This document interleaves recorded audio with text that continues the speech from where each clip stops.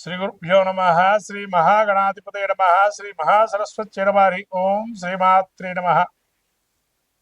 నమస్తే దేవదేవేశ, నమస్తే పరమేశ్వర, నమస్తే వృషభారుడకారాయ నమో నమ.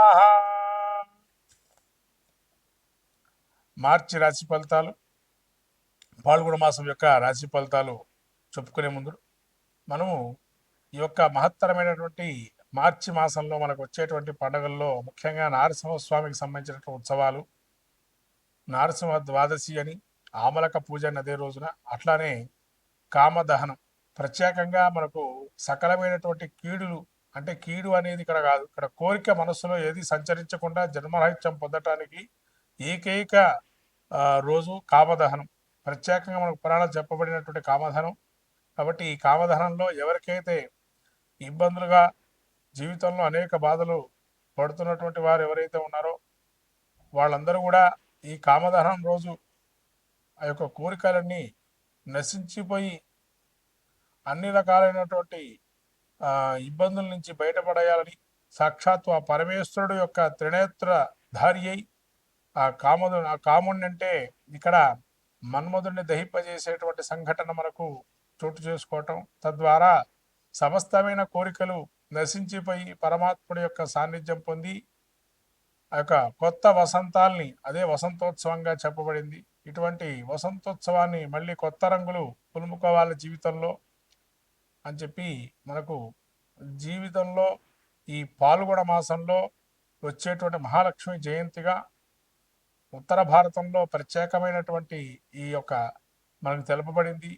అట్లనే బృందావనంలో కృష్ణుడికి అనేక రకమైన గోపికలతో ఆ యొక్క తన యొక్క ప్రేమామృతాన్ని కురిపించినటువంటి, తద్వారా లోకమంతా ప్రకృతి సిద్ధమైనటువంటి ప్రకృతిలో మనం ఎట్లా ప్రేమత్వాన్ని చూపించాలి, ప్రేమతత్వాన్ని అని చెప్పి కృష్ణుడు బోధించేటువంటి వసంతోత్సవము. ఇటువంటి లీలా మానుష విగ్రహమైన శ్రీకృష్ణుని యొక్క విశేషమైనటువంటి గుణగానాలు స్థుతించి భగవత్తు యొక్క లీలను తెలియజెప్పేదే ఈ కామదహనం.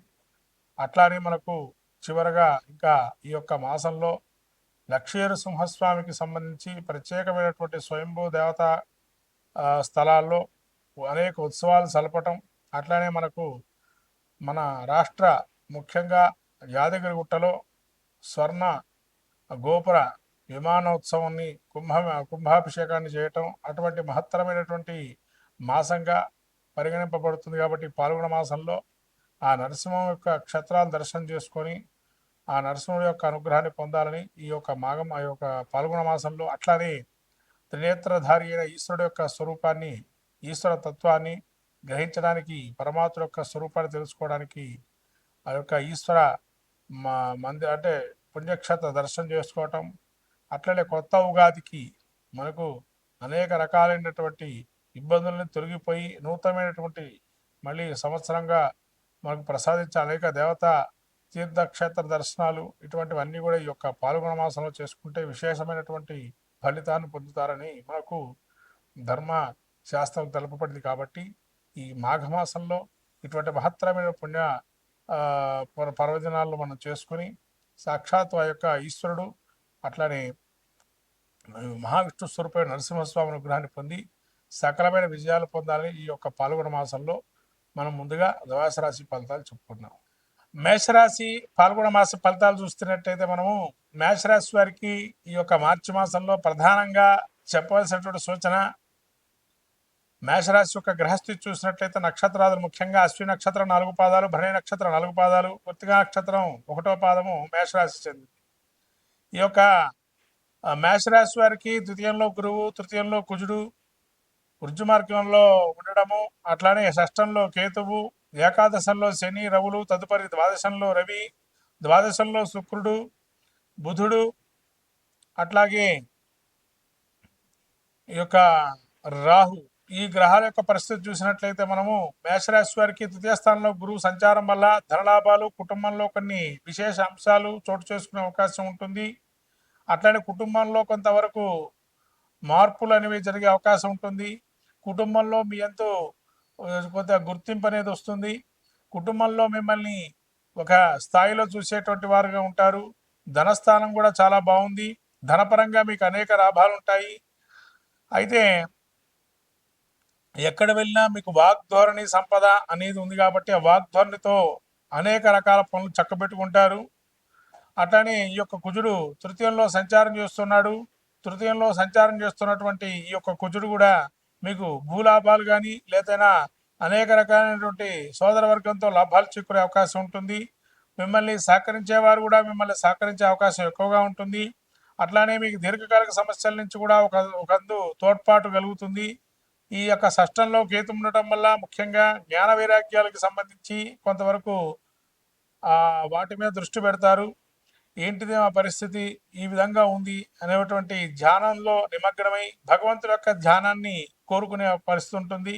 బుద్ధిమాంద్యం కూడా ప్రదర్శించే అవకాశం ఉంటుంది. ఒక్కసారిగా బుద్ధి కుశలత కోల్పోయే అవకాశం ఉంటుంది.